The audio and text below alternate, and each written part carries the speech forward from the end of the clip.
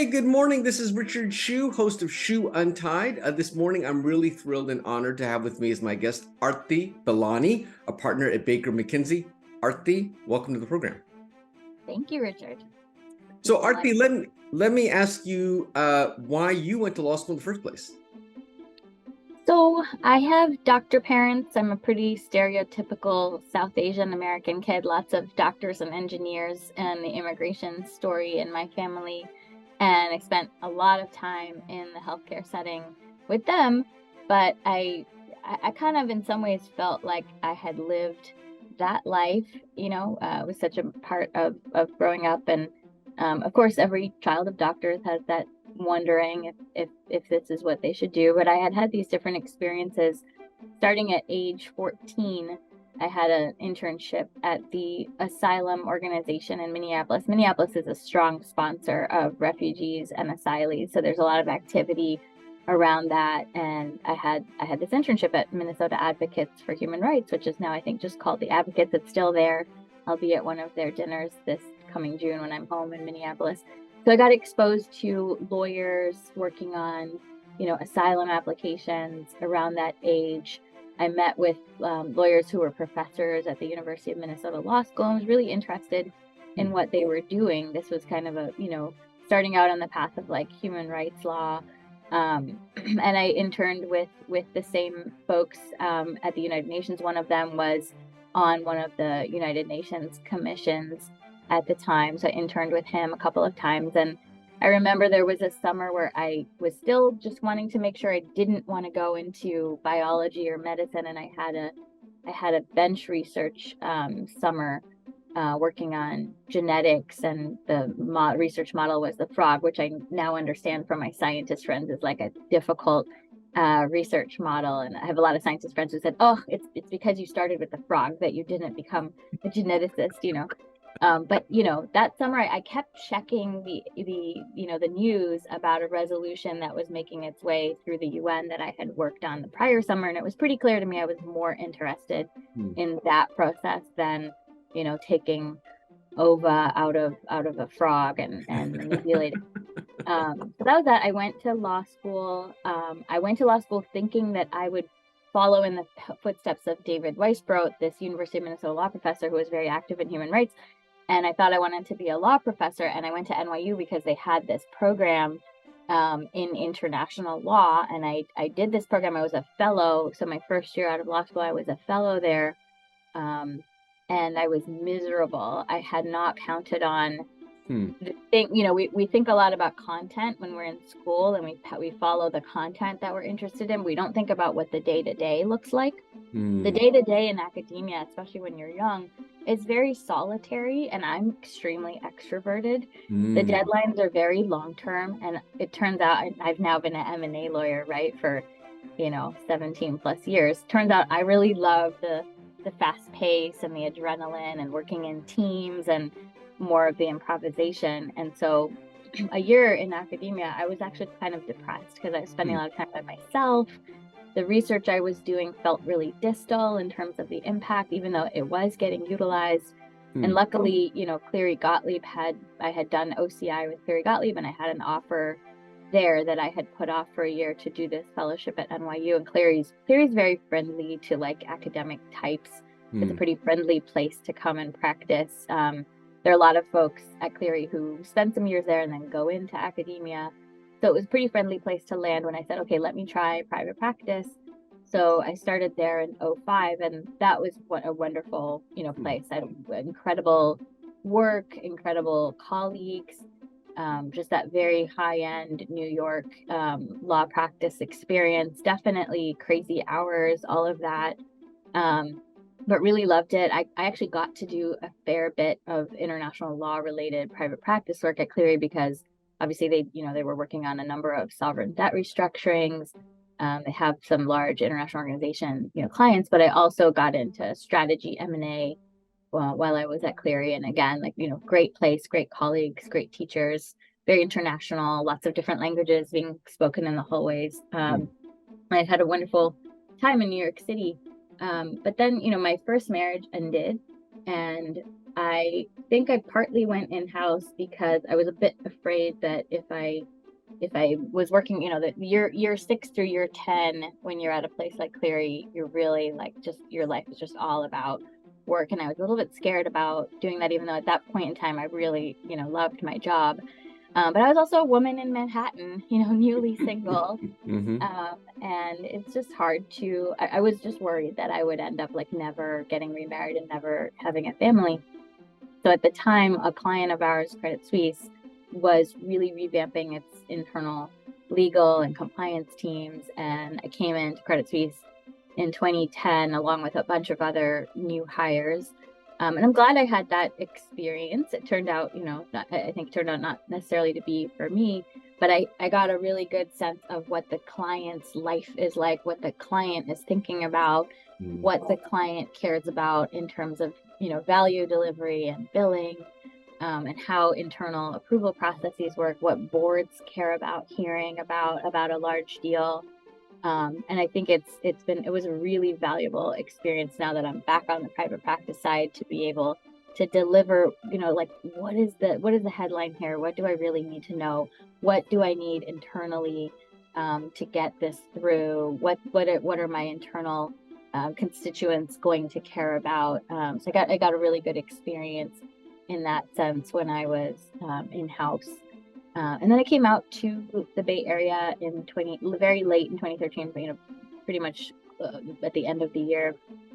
And that's when I joined Jones Day and came back to private practice. And I've been in private practice ever since, moving over from Jones Day to Baker just about almost 2 years ago. What is it that you liked, that you preferred about private practice versus in-house? I mean, it sounds like you thought the in-house was a good experience, but why did you prefer being in private practice more? I love learning and novelty. I love working on multiple different kinds of things at the same time. I love the pattern recognition that we see. I'm more deeply dived into my particular sectors and my skill set, right? With M&A, I'm very specific to like tech and life sciences. And so I get to work on those kinds of things, over and over again. And there's a lot of complexity and, lots of working with new teams, adapting to people, and the clients are of all stripes and varieties, client organizations are all stripes and varieties. We tend to get projects that obviously, they haven't built up an internal capability to handle, in-house. So there tends to be something new or something hard or something faster. There's always a challenge involved. And I think, nobody loves entering their time, and nobody loves the rates that people are having to pay nowadays for private practice lawyers, but they do create a kind of they create the function of people tend to come to you only when they have this certain type of project. And I do think that, and I worry about sometimes with in-house, and this definitely happened when I was in-house lawyers, they don't necessarily have that function. Some in-house departments are on charging the overhead cost of in-house lawyers to business units, and this may be helping to right size some of what I say is like the overutilization of in-house lawyers, because a business unit doesn't have to say pay per unit for referring to an in-house lawyer on something.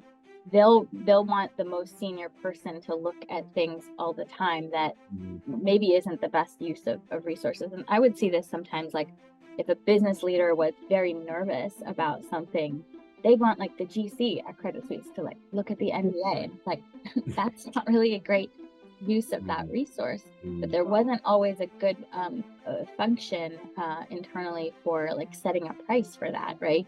And so I think that there is a function that high per hour price, plays in helping to try to allocate people to their like highest and best use. And so we try to do that with associates, and we do that, and it kind of keeps going with partners. Our senior partners are working on, the most high level, riskiest issues.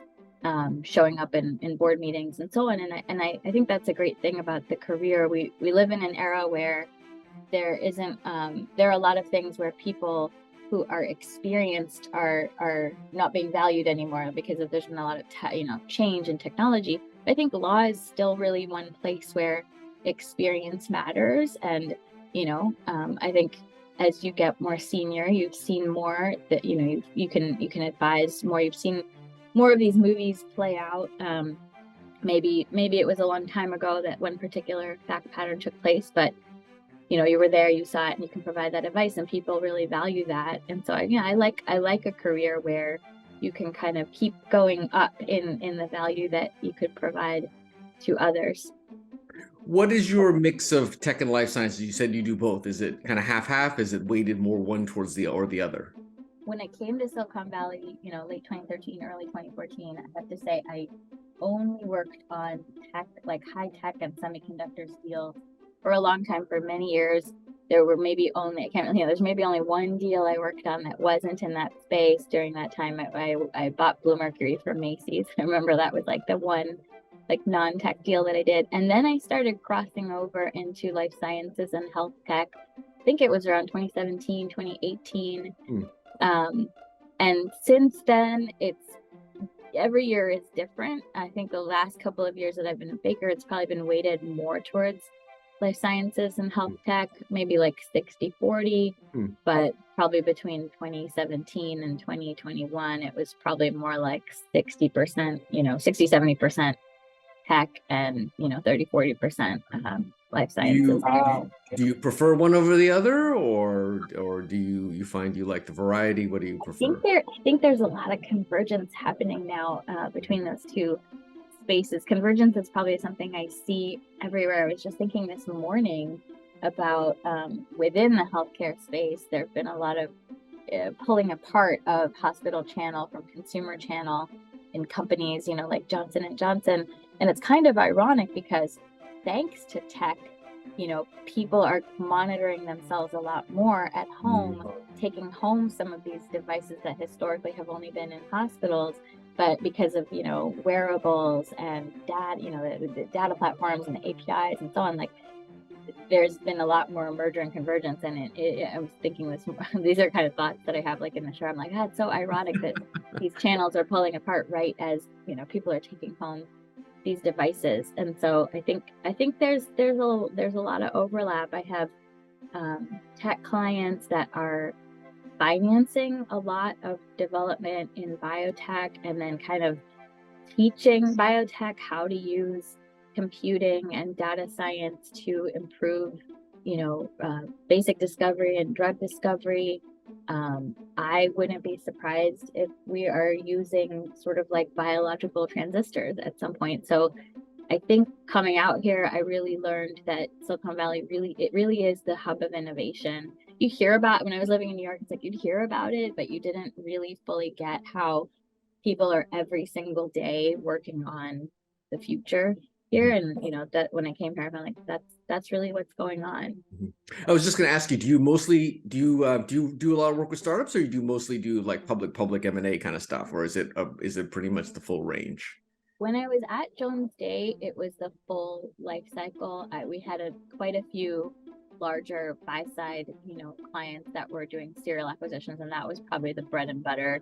I think that's the bread and butter at Baker as well, the larger operating company that's buying, what we see out here, buying the venture-backed startup. And so that's the interplay.